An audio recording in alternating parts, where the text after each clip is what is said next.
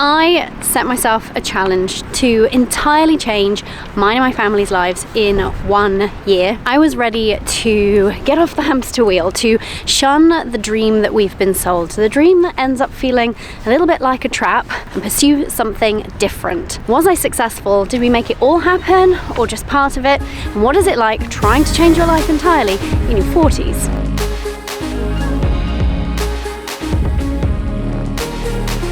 Good morning. Welcome to Thessaloniki in Greece. I've been struggling to fit in filming this conversation with you, so I thought, actually, do you know what? Just come out for the day with us and we can chat as we move along. This is a great place for van life. So we're parked kind of around the coast just behind me here, and I don't think that the camera's going to pick it up, but behind me is Mount Olympus with its snow-covered peaks looking all kinds of beautiful. Oh, so good. Maybe you felt this way too. But in the midst of all of the craziness of 2020, we really started having much more serious conversations that had been kind of emerging over time for us, but about what do we really want from life, and more specifically, what kind of citizens of the planet do we want to be? What kind of lifestyle do we want to be creating for us and passing on to our daughter? Yeah, let me know in the comments if you found yourselves really questioning, what's important too at that time.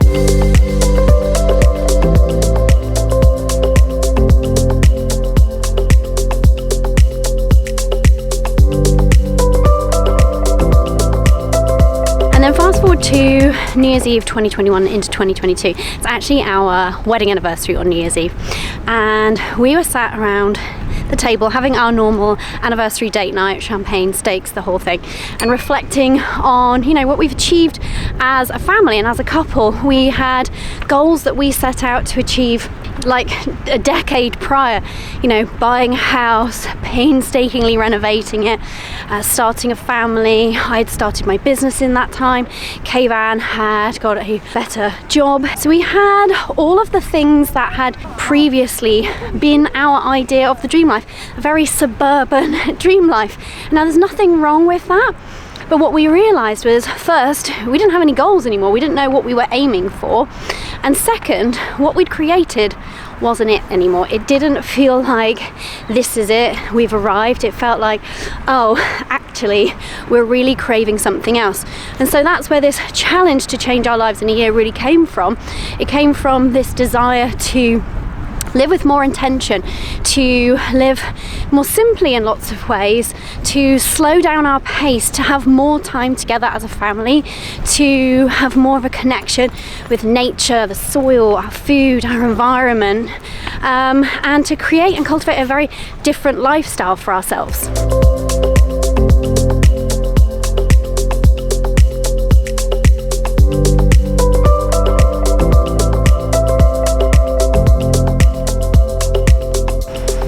We just made it up to the White Tower. So we had actually, prior to this, already decided that we were doing this family gap year of travel. Hair is all in my face. However, with this realization, it took on a whole new meaning for us. It was less about the adventure and exploration, more about our time together as a family and a slower pace, and starting to spend more time in nature as we travel around and feel more connected with our environment and the seasons and things. I don't know if you can hear that noise in the background. It's randomly a diesel engine powered pirate ship.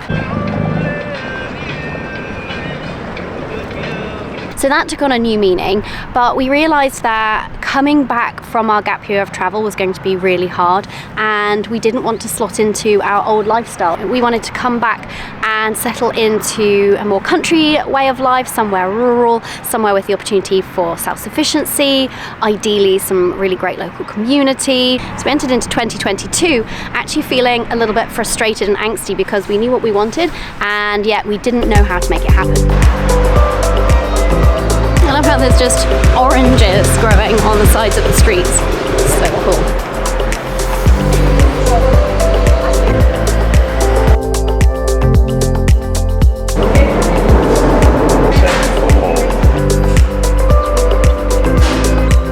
So what was the problem? After our gap year, we were determined to settle down into the countryside. However, we started looking almost obsessively at property with land in the area where we're from, in the south of the UK, and then we expanded our search out from there when that wasn't yielding any results. And what we were finding is we could either find a really quite big whopper of a property with some acres, but we don't want a whopper of a property because there's only 3 of us, or we could find a modestly sized place but with 1 acre. And the whoppers all came with whopping price tags. And there's one thing that is a non-negotiable for us with this dream life, and that is that we did not want to be mortgaging ourselves up to the eyeballs.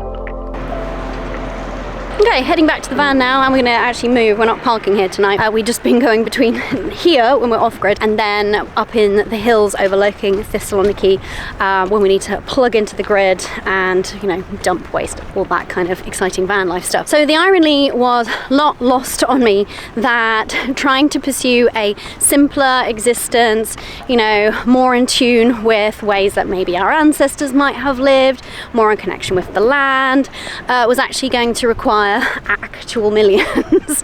Doesn't seem quite right. So we expanded our search area. We were really not finding anything in the UK. We were looking all along the kind of whole bottom half of England and South Wales, and so we started expanding our search out from there. We were looking at and considering Canada. I'm actually Canadian by birth, so that was an option for us. France, Italy, Portugal, but there's loads of red tape, thank you Brexit, and also a language barrier which we weren't really as a family willing to undertake. And so it was feeling like it might be impossible, but I'm not a person to give up. I don't know if you know this about me, but I am big into mindset work and manifestation, and a lot of the work I actually do with my clients is around managing mindset and belief. So I was not willing to give up on the belief that this was possible for us, this way of life that we were so craving. And then one day in the summer of 2022, Kayvan came home, flung open the front door. I was like, I have the solution. It's been under our nose this entire time: Ireland. So fast forward, we set off in October to travel around Ireland in our van. It wasn't even converted yet, and we spent about 10 or 11 days just soaking up the vibe, checking out areas, and we just all knew, yes, this is it for us. It felt like home. So that was the plan, and that is when the clock on the challenge started ticking. Time to pack this up, hit the road, and then we'll resume.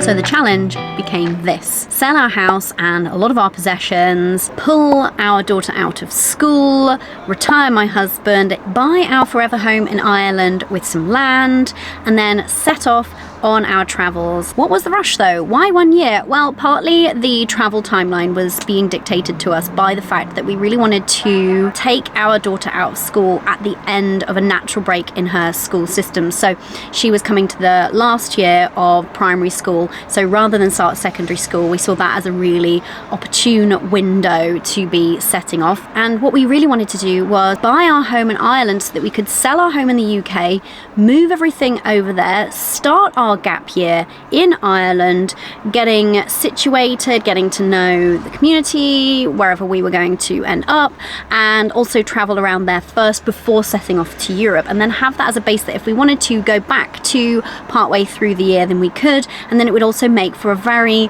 easeful entry into our new lives after our travels. Full petrol tank? Yeah. Let's do it.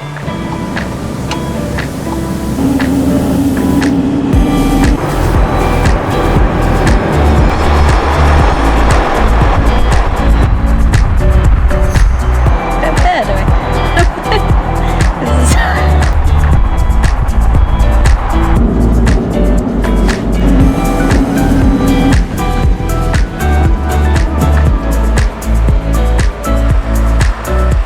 just sorting out the van admin, dumping the grey water, that kind of stuff. I'm going to take you over here to meet two of the residents of this particular little park up that we absolutely adore. 1 second. Hello. Hey guys, what you been doing? Hello, come on. Hello. Oh, hey buddy. You want some head scratches? Oh yes, I know. Hi. Sweet little face. Aren't they absolutely adorable? This is why we like it here. So this is the third time we've been here now, and there's really amazing views all over Thessaloniki, and we're up in the hills now. Oh, it's a bit chilly now. Most importantly, were we successful? Did we pull it off? Did we pull it off in entirety? Let's quickly whiz through that list and see where we're at. And then after, let's have an honest chat about changing your life entirely as a mum in her 40s. First up, selling the family house. So although the sales process was kind of stressful and it looked like it was going to fall through at one point, doesn't that always seem to happen? Actually, the house sold really quite quickly. We were quite fortunate. We had offers on it within the week of putting it on the market. We moved out of our 12 year, how long had we had it? 12-year family home that Kayvan had painstakingly renovated. That was hard to leave behind. And it was hard for our daughter. We left it behind, and that was the beginning then of this new chapter for us. We moved into a rented house because we still had 6 months of the school year to finish out. But we were getting excited. We were very much hunting for properties at this point in Ireland. We'd already put in an offer on one and got into a bidding war and been unsuccessful. So things were happening. Look at these guys. So adorable.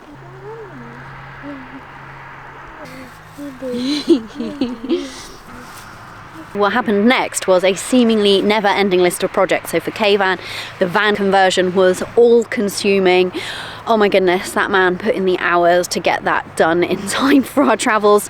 And at sometimes it felt like I had an insurmountable mountain of admin that I needed to get through in order to prepare for life on the road and for winding down our lives in the UK to prepare to move to Ireland. So that was going on, taking up a lot of our time and attention. But we checked off the second box. It was very easy actually to pull our daughter out of school because school was ending anyway. Obviously it was emotional. It always is ending school, and especially if you know that you're moving on afterwards. But the day that Kayvan handed his notice in was just so exciting. We celebrated and we felt like it's happening. However, what was going on concurrently with all of this was our attempt to satisfy our next part of the challenge, which was buying and securing a place in Ireland before we set off on our travels. If you followed this channel for a while, you might have been with us through some of those ups and downs. We tried to buy a property at an auction and failed, which was probably the most tense day of my entire life. We then tried to buy what we thought was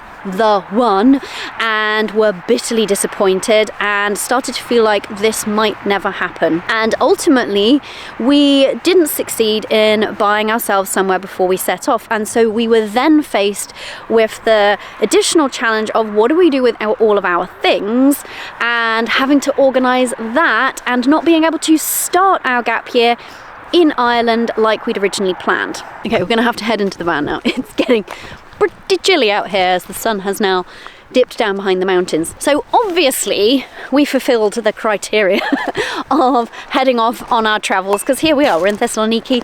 We are 9 countries in to this adventure.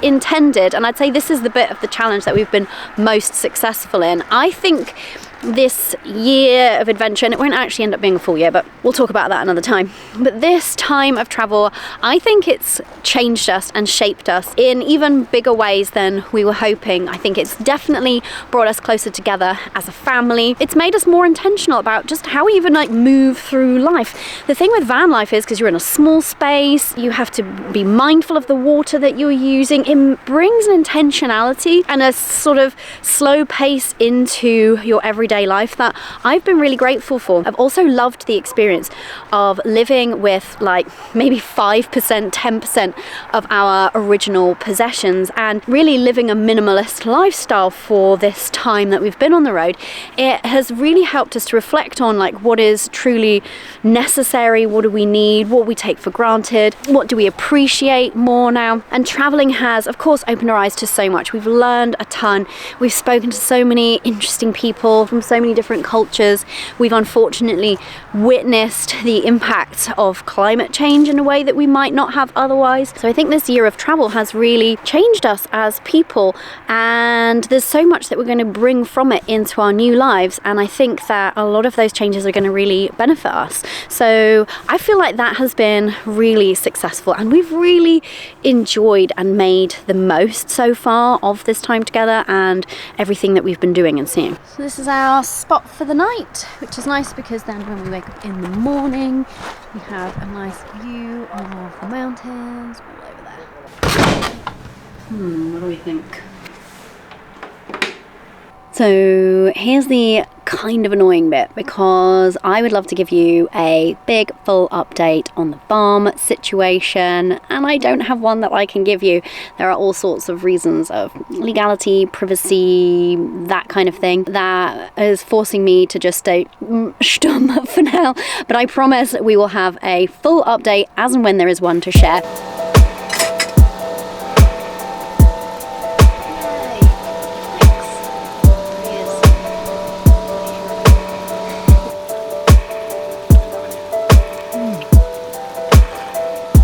Now I've probably got jam around my mouth now, so there's going to be quite a bit of background noise because we've got the diesel heater on, the little one's in the bathroom. I say little one, she's the same height as me now. She's in the bathroom, so the extractor fan's on. This is why I don't film a ton inside the fan. There's a lot of noise. But I wanted to get real about changing your life in your 40s. One of the reasons why I started this channel was because you see a lot of like young, beautiful people doing cool stuff online, right? And you see them building A-frame houses with their bare hands. That's the kind of thing that interests us. Traveling around the world, sailing a yacht, renovating a cabin in the woods. I don't know, all kinds of things. But what I don't think we see enough of is people in their 40s, 50s, 60s changing their lives, chasing their dreams, doing cool stuff. And also what we don't see, in my opinion, is a lot of the reality behind chasing the dream. We see a lot of people who have arrived at the outcome, but what does it take to get there? So that's one of the reasons why I started this channel, and why I'm happy to sort of share these truths. So I think having been on this like year of change and upheaval as a 40-year-old mother, there are things that are, I guess, more challenging. You know, when you have a family, that's a consideration. Taking your child out of their normal life, their friend network, is always going to be difficult. It's always going to be an emotional hurdle for them, and I think it's unrealistic to expect them to really share your vision. I know that our daughter really, as we got closer to the travel, was less and less on board. And now she said, like, I'm so glad that we've done this. So that can be tough. And then of course, you know, when you're in your 40s, you're more established, you've got your network of friends, family, people around you most likely, and leaving that, if your dream involves leaving it even for a period of time, such as traveling, or leaving it to go and relocate, that is challenging too. But here's the thing, change is not impossible. It's uncomfortable sometimes, but it's not impossible. And living your dream life is not impossible. That's my hope to get across on this channel, that we can define what our dream is, not what we've had sort of stuffed down our throats, not what has been prescribed to us. We can define it, and we can go after it, and we can make it happen, and it doesn't have to be as hard as we think. And here's the other thing about changing your life in 1 year in your 40s, is that I think you just give less Fs.